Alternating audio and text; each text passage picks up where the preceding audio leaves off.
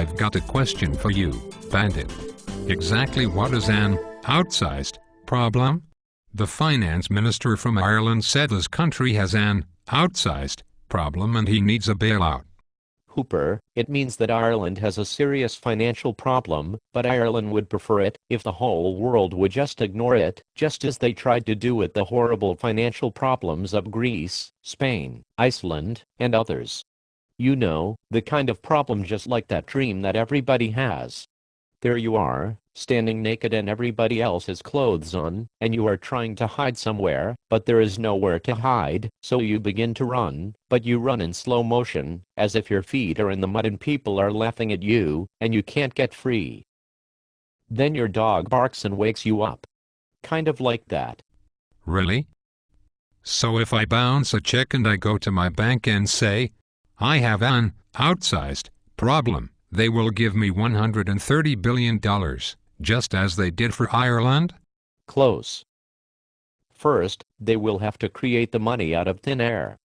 They will push a button, or speed up the printing press, or handwrite an IOU. But it won't be money just lying around that some other country doesn't need. There really isn't that kind of money just lying around. You don't think that these bailouts come from the money somebody actually saved, do you? If you were an Austrian economist, you would know that you can't lend what you have not first earned. Well, if that is the case, then isn't there more debt in the world than can ever be repaid without printing more money? Sure. Really? And isn't there so much debt owed by countries, companies, people, and banks that it is now almost impossible to even pay the interest without printing money? Isn't that the same problem with Ireland, Greece, Iceland, England, and even Japan and the United States? Sure. My God. But if every country and central bank just prints more money, and the supply of goods and services stay the same, doesn't that mean that huge waves of inflation are created? Sure. What else could it mean?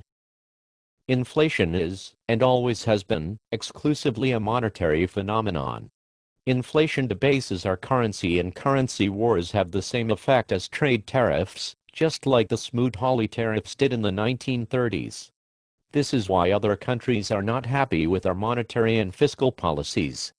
Our dollar is declining in value quickly. We buy less from them, so they export less to us, and their dollar investments are worth less. But I believe Bernanke when he said that all the printing of money he is doing at the Federal Reserve is supposed to create jobs here in America. He said this will create 700,000 to 1 million new jobs. Do you mean that he is lying or just plain wrong when he keeps Americans ignorant about the profligate spending of our Congress and the near-criminal actions of the Federal Reserve? Do you think he thinks Americans are really that stupid? Yes, he does think we are that stupid, but he is also afraid that, if we catch on, we won't like it one bit.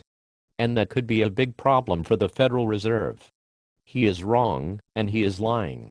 This new money isn't going into the economy. It is going into the reserves of the banks, and these banks hold their reserves with the Federal Reserve. The banks need this money so that they can buy the treasuries of the U.S. government that no one else seems to want. To prove that demand for treasuries is decreasing compared to the amount of debt available, did you know that when the Fed finishes buying the $600 billion of U.S. treasuries and other debt, that they will be the largest single holder of U.S. treasury debt in the world?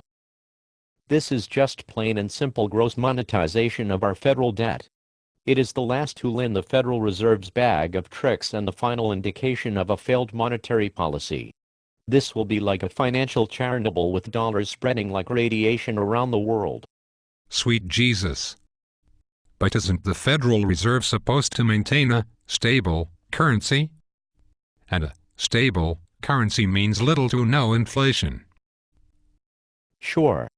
But isn't the Federal Reserve actually targeting an inflation rate of 4 to 6%? They call this the reflation trade. It is supposed to make all asset values go up. It seems as if only financial assets might increase, but even then there is no guarantee. Sure. But house prices can't increase without jobs. And these jobs must have good wages so that the borrower can repay his mortgage. This money printing or monetizing the debt won't do a damn thing for home prices, will it? Not one damn thing. But it won't have any effect upon jobs, will it? No. And no effect on salaries either. No. Good Lord. Actually, we are likely to have huge waves of inflation and stagnant or declining wages. Our gross wages have really decreased from last year, and our real, inflation-adjusted wages are in the process of being crushed.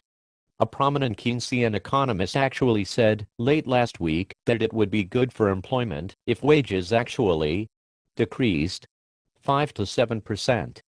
How would America like wages to fall 7% and we have 4 to 6% inflation on top of that? Talk about redistribution of wealth. This is known as hyperstagflation. It is terrible.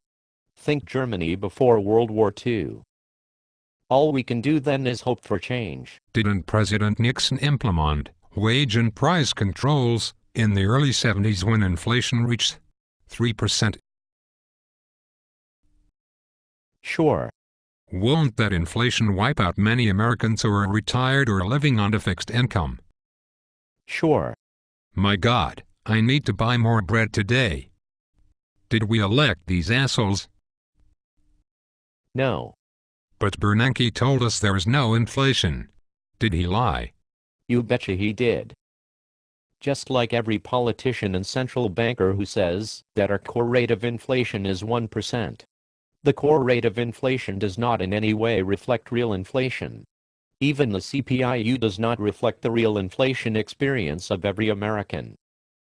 Central bankers and politicians lie, and they know it. I have reviewed the change in the prices of 20 commodities from October 2009 until October 2010. The smallest increase was 14% and the largest increase was 80%. And these prices are just now working their way through the producer's cycle. The huge price inflation wave is coming, and part of it is already here in many things you buy at the grocery store, and at the fuel pump, and in your utility bills. Other than housing costs, these costs make up a huge portion of the average family's budget. But just wait until spring. Why? What happens in the spring? Many producers hedged their costs just like Southwest Airlines did with their fuel costs. That is why Southwest prices stayed so low for so long during the last big increase in oil prices. But, eventually, these hedges wear off, and the costs must be passed on to the consumers. This will pick up a full head of steam in the early spring. Can we unelect Bernanke? No. He can serve out his term. Even the president can't really fire him. Yet, this year, the Congress actually gave control of the economy to Bernanke and Timmy Geithner, Secretary of the Treasury. The Congress actually gave up control to two unelected individuals. The Congress should be ashamed. I wonder if we can get 534 other congressmen and senators to stand next to Charlie Rangel when he is censured. Hooper, you scare me. I need a drink. It's last call, Bandit. Well then, make it a double. To go. See you tomorrow, Hoop.